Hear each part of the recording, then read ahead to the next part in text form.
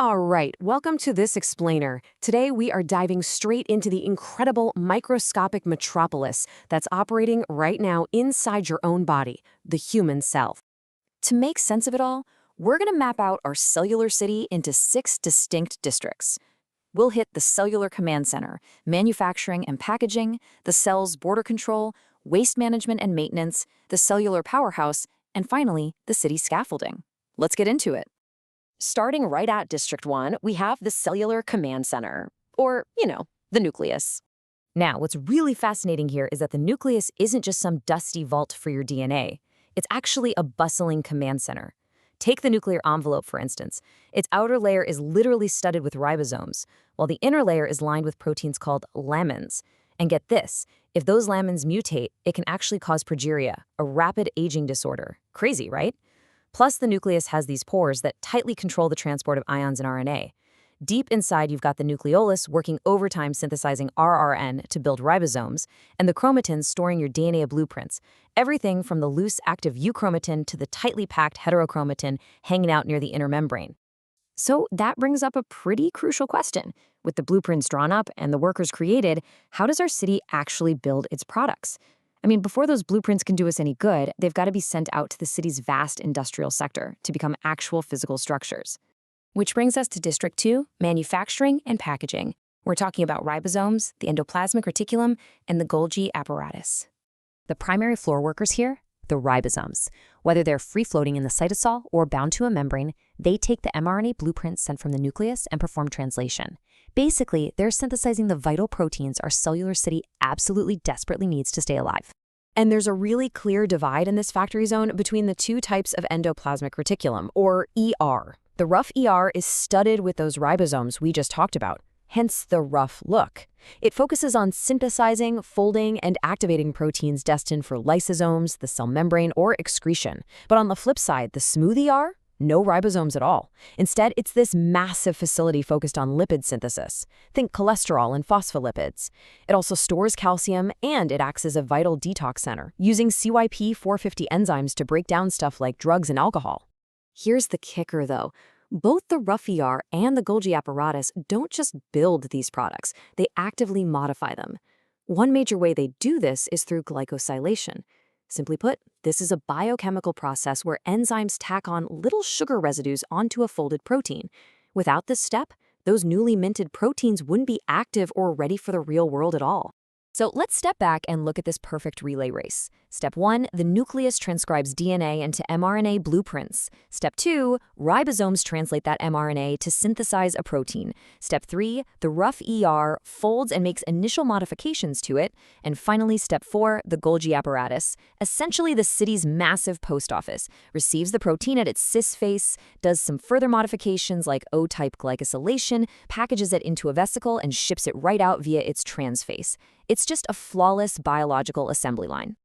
But hold on, before these newly packaged shipments can leave the city, or new external supplies can even enter, they have to pass through a highly regulated boundary.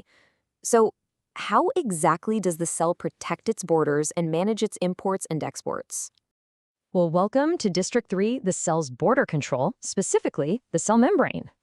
This membrane is a highly dynamic, selectively permeable barrier.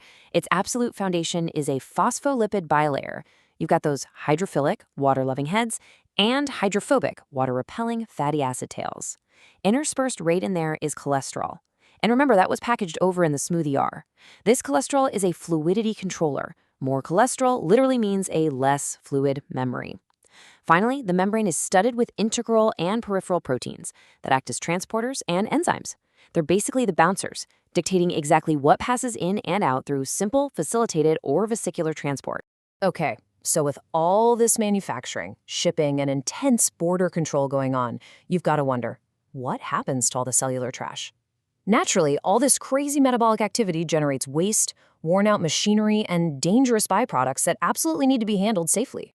And that brings us to District 4, waste management and maintenance. This is handled primarily by the rugged lysosomes and the highly specialized peroxisomes. Think of lysosomes as the city's heavy-duty recycling centers, fully packed with hydrolytic enzymes. Check out how each specific enzyme targets a different macromolecule. Proteases dismantle proteins, nucleases slice up nucleic acids, lipases break down lipids, and glucosidases just chew right through carbohydrates. They are perfectly designed to dismantle pretty much any biological debris. And it gets better. When entire organelles are totally worn down, like say a damaged mitochondria or a completely exhausted ribosome, the lysosome actually consumes and recycles them. This fascinating protective process is called autophagy. In fact, if a cell gets damaged beyond repair, these lysosomes will literally burst open to recycle the entire cell in a process known as autolysis. Pretty hardcore, right? Meanwhile, peroxisomes are your hazardous waste teams. Their main gig is neutralizing dangerous free radicals. They take harmful hydrogen peroxide and turn it into totally harmless water and oxygen using an enzyme called catalase. But they don't stop there. They conduct fatty acid oxidation to break down long-chain fatty acids into usable acetyl-CoA. They metabolize tiny amounts of alcohol. And incredibly, they synthesize plasmalogen, a vital lipid that is absolutely critical for the myelin sheaths in your brain's white matter. But here's the thing. All of this manufacturing, shipping, border security, and intense recycling, it takes a massive toll. So where does this microscopic metropolis actually get the power to sustain life? Let's transition to District 5, the cellular powerhouse, the legendary mitochondria. The core mechanism of all this power generation is oxidative phosphorylation. This process occurs right on the highly folded inner mitochondrial membrane, called the cristae, where the electron transport chain works tirelessly to synthesize ATP. And ATP is the fundamental energy currency that fuels literally everything in the cell. Deep inside the mitochondrial matrix, a complete flurry of vital metabolic reactions takes place to support this power generation. It hosts the famous Krebs cycle, the urea cycle, and even synthesizes heme for our red blood cells. But honestly, perhaps the most mind-blowing fact is that the mitochondria contains its own unique, independent set of DNA. And you inherited every single piece of it entirely from your mother. How cool is that? Finally, a bustling city needs roads, highways, and structural support to keep all these amazing organelles exactly where they belong. Which brings us to District 6, the city scaffolding, also known as the cytoskeleton. This intricate network consists of three main components. First up, microfilaments, made of actin. These are incredible. Not only do they enable muscle contraction and cell division, but they actually allow white blood cells to physically change shape and literally chase down pathogens in a process called diapedesis.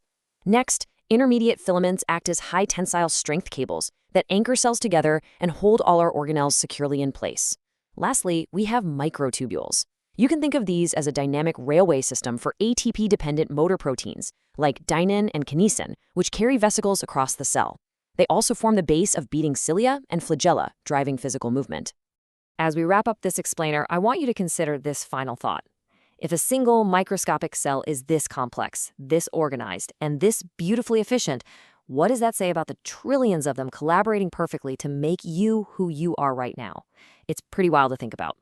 I encourage you to keep exploring the incredible biological universe operating right under your skin. Thanks for joining me on this tour, and I'll catch you next time.